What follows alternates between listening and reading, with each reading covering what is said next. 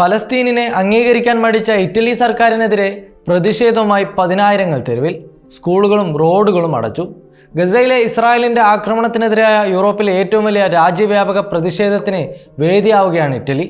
രാജ്യത്തെ ഡസൻ കണക്കിന് നഗരങ്ങളിൽ പതിനായിരക്കണക്കിന് ആളുകൾ തെരുവിലിറങ്ങി. ഇറ്റാലിയൻ ഭരണകൂടത്തോട് ഫലസ്തീനൊപ്പം നിൽക്കാൻ ആവശ്യപ്പെടുകയാണ്. പ്രതിഷേധത്തെ തുടർന്ന് ഇറ്റലിയിലെ സ്കൂളുകൾ അടച്ചു, ട്രെയിനുകൾ തടസ്സപ്പെട്ടു, രാജ്യത്തുടനീളം തുറമുഖങ്ങളും റോഡുകളും അടഞ്ഞു കിടക്കുകയാണ്. UK, ഓസ്ട്രേലിയ, പോർച്ചുഗൽ, കാനഡ എന്നീ രാജ്യങ്ങൾ ഞായറാഴ്ച ഫലസ്തീൻ രാഷ്ട്രത്തെ അംഗീകരിക്കാൻ തീരുമാനിച്ചതിന് പിന്നാലെ തിങ്കളാഴ്ച UN പൊതുസഭയിൽ ഫ്രാൻസും മറ്റ് നിരവധി രാജ്യങ്ങളും ഫലസ്തീൻ രാഷ്ട്രത്തെ അംഗീകരിച്ച് മുന്നോട്ട് വരുന്നതിനിടെയാണ് യൂറോപ്പ് ഇതുവരെ കാണാത്ത രീതിയിലുള്ള പ്രതിഷേധത്തിന് ഇറ്റലി വേദിയായത്. ഇതുവരെ ഫലസ്തീന് വേണ്ടിയുള്ള ലോകരാജ്യങ്ങളുടെ ഏകോപിത നീക്കത്തിൽ നിന്ന് ഇറ്റലി അകന്നു നിൽക്കുകയാണ്. ഫലസ്തീൻ രാഷ്ട്രം സ്ഥാപിക്കപ്പെടുന്നതിന് മുമ്പ് അതിനെ അംഗീകരിക്കുന്നത് വിപരീത ഫലമുണ്ടാക്കുമെന്ന് പ്രധാനമന്ത്രി ജോർജിയ മെലോണി മുമ്പ് പറഞ്ഞിരുന്നു.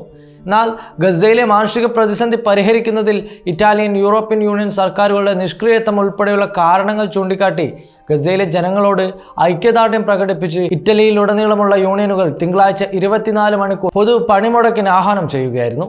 മിലാൻ മുതൽ പലേർമോ വരെ രാജ്യത്തുടനീളമുള്ള കുറഞ്ഞത് 75 മുനിസിപ്പാലിറ്റികളെങ്കിലും ഇറ്റാലിയൻ ജനത തെരുവിലിറങ്ങിയിട്ടുണ്ടാവും. ഇസ്രായേലിന് ആയുധങ്ങൾ കൈമാറുന്നതിനുള്ള ഒരു വേദിയായി ഇറ്റലി ഉപയോഗിക്കുന്നുവെന്ന ആശങ്കയെ തുടർന്ന് ജനോവയിലും ലിവർനോയിലും ഡോക്ക് തൊഴിലാളികൾ തുറമുഖങ്ങളും ഉപരോധിച്ചിരുന്നു. റോമിൽ ടെർമിനി ട്രെയിൻ സ്റ്റേഷന് പുറത്ത് 20,000-ലധികം ആളുകൾ ഫലസ്തീൻ പതാകകൾ വീശിയും സ്വതന്ത്ര ഫലസ്തീൻ എന്ന മുദ്രാവാക്യങ്ങൾ വിളിച്ചും തടിച്ചുകൂടി. എല്ലാം തടയാമെന്ന മുദ്രാവാക്യമുയർത്തി പൊതു പണിമുടക്കിൽ പങ്കെടുത്തവർ ഇസ്രായേലുമായുള്ള വാണിജ്യ സൈനിക സഹകരണം താൽക്കാലികമായി നിർത്തിവെക്കാൻ സർക്കാരിനോട് ആവശ്യപ്പെട്ടു. ഇസ്രായേലിൻ്റെ നാവിക ഉപരോധം തകർക്കാനും ഗസയിലേക്ക് മാനുഷിക സഹായം എത്തിക്കാനും ശ്രമിക്കുന്ന 50-ലധികം ചെറു ബോട്ടുകളുടെ അന്താരാഷ്ട്ര സംരംഭമായ ഗ്ലോബൽ സുമുദ് ഫ്ലോട്ടിലേക്ക് പിന്തുണയും പ്രകടിപ്പിച്ചു.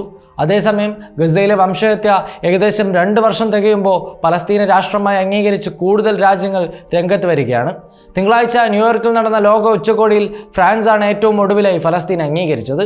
ഞായറാഴ്ച ബ്രിട്ടൻ, കാനഡ തുടങ്ങിയ രാജ്യങ്ങളും ഈ ചരിത്രപരമായ നീക്കം നടത്തിയിരുന്നു. Waytonikah.com, the exclusive Muslim matrimonial site.